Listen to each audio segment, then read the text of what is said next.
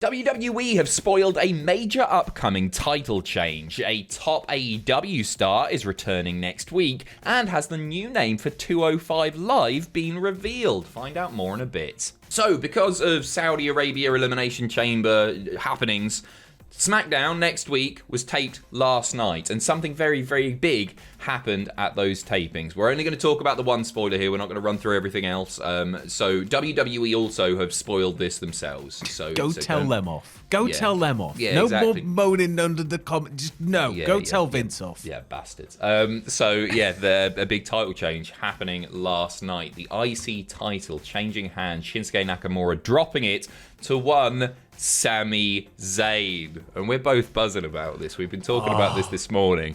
And I think this is awesome. This is Sami's, the start of Sami's third reign as IC champion. And to me, this indicates that just with the timing of it, April fast approaching, maybe they got something pretty big in mind for Sami Zayn Fingers crossed. as IC champion at WrestleMania, the showcase of the bloody immortals.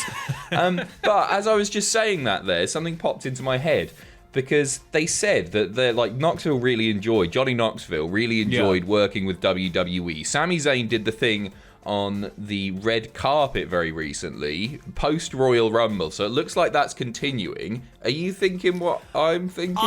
I kind of, I'd love nothing more than to see something ridiculous like, if you took jackassy situations, applied them to a match in a gimmicky way, and you made it maybe like some sort of strange gauntlet, or it's all kind of weird jackassy setups around the ring, so if you fall into it, it's going to hurt, or it's going to suck. It'd be fun. I'm all for that.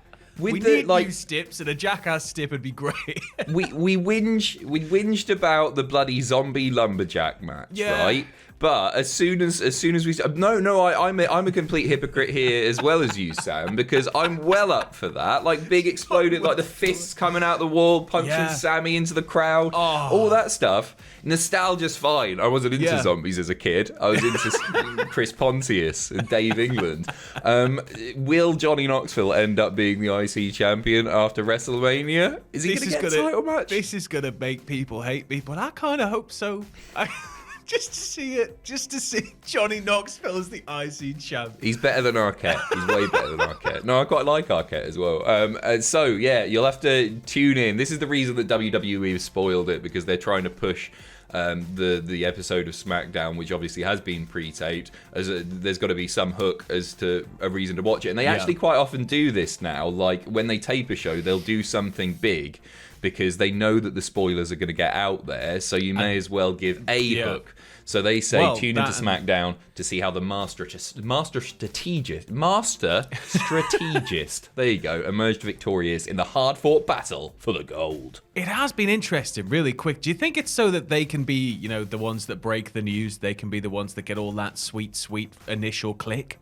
I think so. I think they really do tap into that stuff now. Like post Royal Rumble, I noticed, and I'm not sure how long they've been doing this, but on their official YouTube channel, they did like a Royal Rumble highlights from the pay-per-view itself. So like if you didn't buy the pay-per-view, you just they're tapping into the keywords, aren't they? Everybody searches like highlights and results and that stuff, and they've just got that there, and they've just got play the hits, right? 9 minutes or something. Stay off our turf, WWE. Get out there. Go back to Stamford. Yeah, but thanks for letting us use all your pictures and that for the last 4 years. Up next, over to AEW, a top star returning next week. This is another very, very exciting one. It's a feel-good news episode today, as Eddie Kingston is going to be likely returning next week. This is from The Observer. And Dave writing, Kingston hasn't returned yet from a fractured orbital bone, and they had several layers of stories to go to when Kingston got hurt. Last we heard, he was expecting to be back next week. So he's been away since mid-January. They were building towards Jericho versus Eddie, some sort of tag feud maybe with those, but as the focal points, which is a feud that I can very much get behind. He's somebody that I think has been sorely missed. I'm not saying that it hasn't been enjoyable TV, but Eddie Kingston, one of my favourite parts of the show.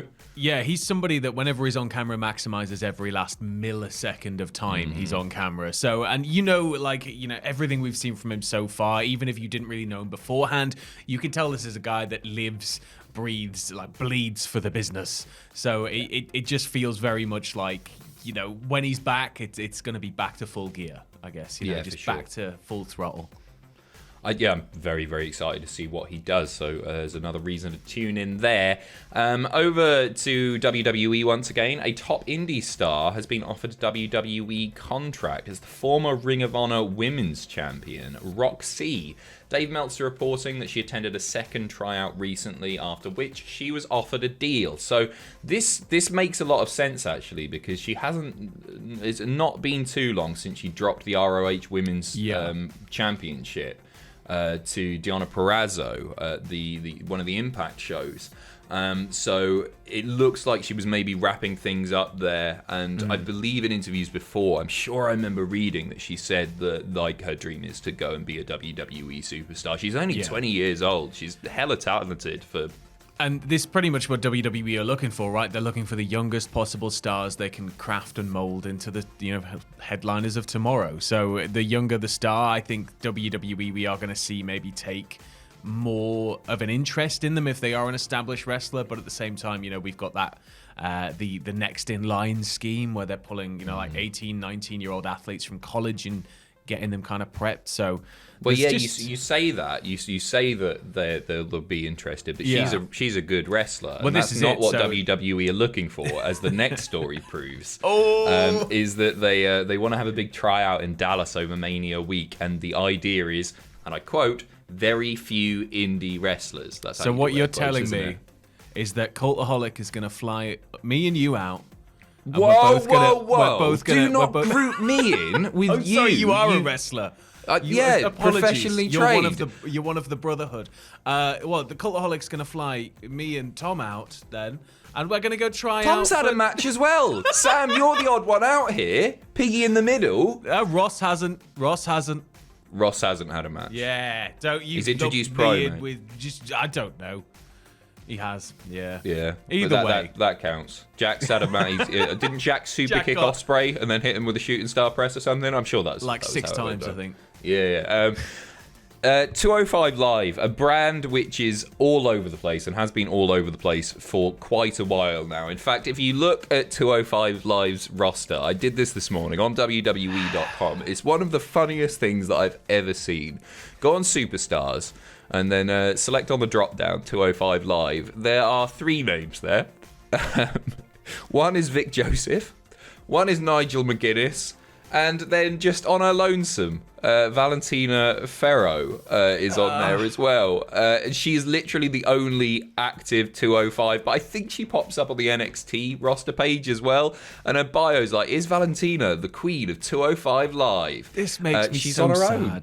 Who's she going to wrestle? De facto 2-on-1, queen. Nigel and Vic, I guess. Yeah. And then Vic the next week, then Nigel the next week, and then that's sort of exhausted I know it wasn't always the most popular show, but it had a lot of really good stuff on it, and it just now seeing it now when they did away with the weight class, it was like, what's the point of all of this anyway then? And it's just been a matter of time until this was all going to happen. You say it's been a matter of time. It's been a long bloody time coming, as far as I'm concerned. I thought they'd have scrapped it by now. Writing letters weekly telling them they're not allowed to do it. They certainly listen to fans, so that's for sure. So it looks like they might be getting a new name, and the hints are there that it's going to be rebranded Level Up. This has been said like countless times. Everybody picking up on this. Commentary really hammering it home. Joe Gacy in a promo mentioned how 205 Live was changing and becoming a place where people can level up.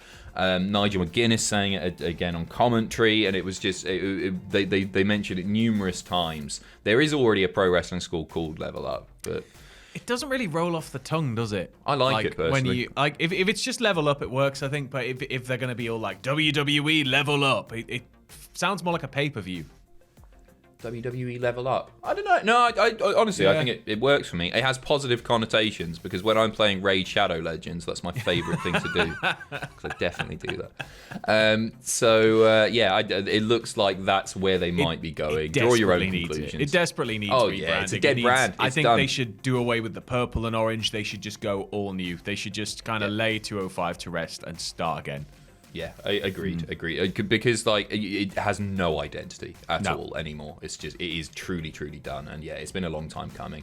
And before we go, some exciting trademark news: WWE filing to trademark Superstore access for retail store services. The reason that we've included this is because lots of people were speculating that WWE were going to be opening up shops all over the place, but it looks as though this is just one for WrestleMania weekend, doesn't it?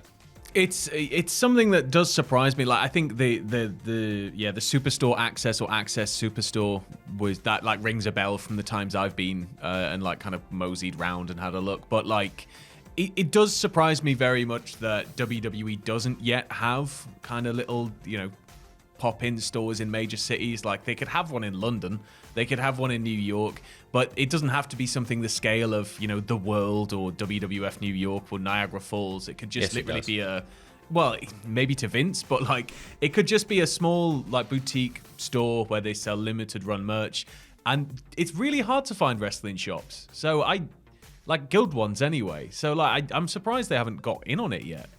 Yeah, the one thing that I should say is the Euro shop got better and better. I remember as a kid, it was pretty weak and it was very, very expensive. It's actually not bad now. They got most of the stuff on the US one. So, but yeah, it'd be nice to see. I still want a legit physical Hall of Fame. I think that should be the priority. Yeah, if they're gonna do it, like the archives being somehow included in that.